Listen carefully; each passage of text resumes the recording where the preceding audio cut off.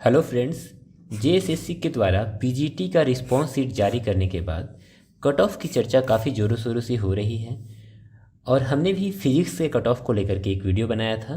और आज हम केमिस्ट्री, बायोलॉजी और मैथमेटिक्स इसका क्या कट ऑफ हो सकता है इस विषय पे चर्चा करेंगे। तो फ्रेंड्स, आप लोगों को पता होगा कि मैंने जो लास्ट वीडियो बनाया था जहाँ पे मैंने पीजीटी फिजिक्स का क्या एक्सपेक्टेड कट ऑफ हो सकता है इस विषय पे चर्चा की थी, और साथ ही इस पीजीटी के एग्ज़ाम में मेरे कितने स्कोर बन रहे हैं मैंने इस विषय पे भी चर्चा की थी। और देखिए 22 घंटे पहले मैंने इस वीडियो को अपलोड किया था और यहाँ पे 4000 से भी ज़्यादा लोग इस वीडियो को देख चुके हैं। और इसी वीडियो के कमेंट सेक्शन में जो अन्य दूसरे सब्जेक्ट के लोग थे जैसे बायोलॉजी, मैथमेटिक्स, इकोनॉमिक्स, जियोग्राफी, ये सारे बच्चे कमेंट कर रहे थे कि सर मेरा इस सब्जेक्ट में इतना नंबर है, क्या कट ऑफ क्लियर होने का चांस है, या फिर इस सब्जेक्ट का कट ऑफ क्या हो सकता है। तो वहाँ पे मैं उन लोगों को जवाब देने की स्थिति में नहीं था क्योंकि उन सब्जेक्ट से मेरा एक्सपोजर बिल्कुल कम था। लेकिन जो फिजिक्स सब्जेक्ट था वो मैंने खुद एग्ज़ाम में बैठ करके एक्सपीरियंस किया था, और साथ ही जो मेरे फ्रेंड सर्कल में लोग थे उनसे कांटेक्ट करने के बाद मैंने एक अच्छा खासा आप लोगों को आइडिया दिया कि फ़िज़िक्स का कट ऑफ कितना हो सकता है। तो जब दूसरे सब्जेक्ट के लोगों ने कमेंट किया काफ़ी, तो मैंने ये सोचा क्यों ना उनके लिए डाटा कलेक्ट करके कट ऑफ क्या हो सकता है इसका आइडिया लगाया जाए। तो मैंने केमिस्ट्री का, बायोलॉजी का और मैथमेटिक्स का, इन 3 सब्जेक्ट का कट ऑफ क्या हो सकता है इस पर अपने कुछ फ्रेंड सर्कल में जो लोग थे उनसे बातचीत करके और कुछ डाटा कलेक्ट करके कट ऑफ बताने का प्रयास किया है।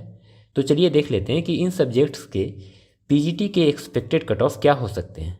देखिए, सबसे पहले अगर केमिस्ट्री की बात की जाए तो यहाँ पे टोटल 227 सीट्स थे, यानी फिजिक्स के मुकाबले यहाँ पे सीटों की संख्या थोड़ी कम थी।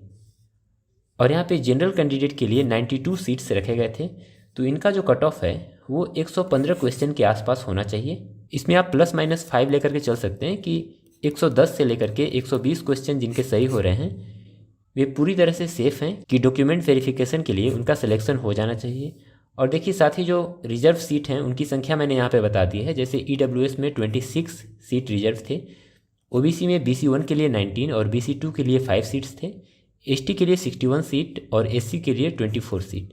तो इस हिसाब से आप खुद समझ सकते हैं कि इनके लिए कट ऑफ अपने आप कुछ कम हो जाएगा। और उसका डाटा मैं यहाँ पे नहीं दे रहा हूँ क्योंकि एग्जैक्ट आइडिया लगा पाना मेरे लिए थोड़ा मुश्किल है।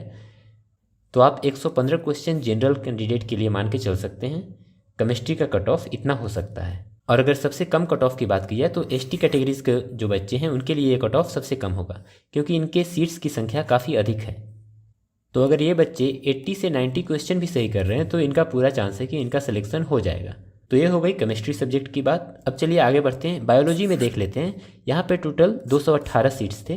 तो देखिए, यहाँ पे जनरल के लिए 94 सीट्स थे और इनके लिए 110 क्वेश्चंस का आंकड़ा जो है वो कट ऑफ के लिए माना जा सकता है। यानी जिनके 105 क्वेश्चन से लेकर के 115 क्वेश्चन तक सही हो रहे हैं अनरिजर्व कैटेगरी में, वे मान सकते हैं कि उनका सिलेक्शन हो सकता है।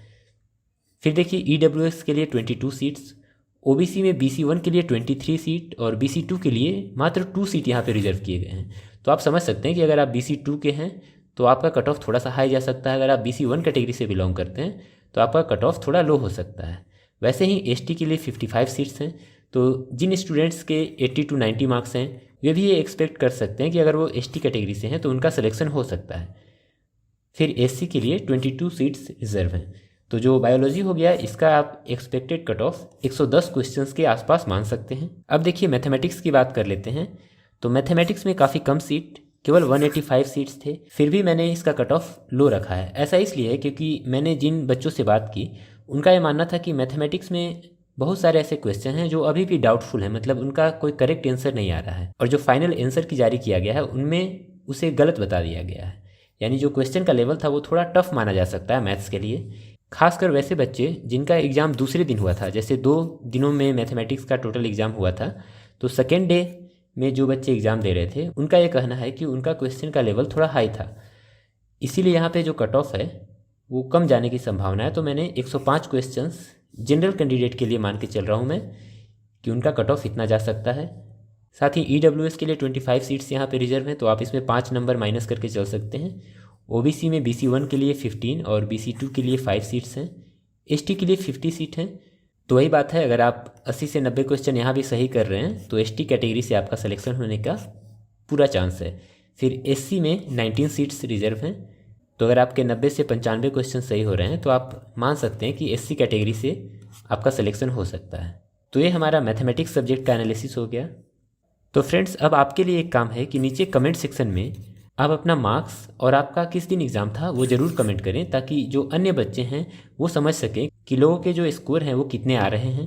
तो अगर आपने बायोलॉजी, केमिस्ट्री या मैथमेटिक्स इन तीनों सब्जेक्ट्स में से किसी सब्जेक्ट का एग्ज़ाम दिया है तो आप नीचे कमेंट सेक्शन में अपने मार्क्स और किस दिन आपका एग्ज़ाम हुआ था उस डेट को ज़रूर मेंशन करें, ताकि दूसरे लोग भी ये आइडिया लगा पाएँ कि उनका स्कोर कैसा है। तो फ्रेंड्स, अपने इस वीडियो को यहीं समाप्त करते हैं और आगे अपडेट्स पाने के लिए आप हमारे YouTube channel Jharkhand study circle से जुड़ सकते हैं। इसके अलावा आपके जो डाउट्स हैं आप कमेंट सेक्शन में नीचे लिख करके पूछ सकते हैं। मैं अपनी तरफ से उनका जवाब देने की पूरी कोशिश करूँगा।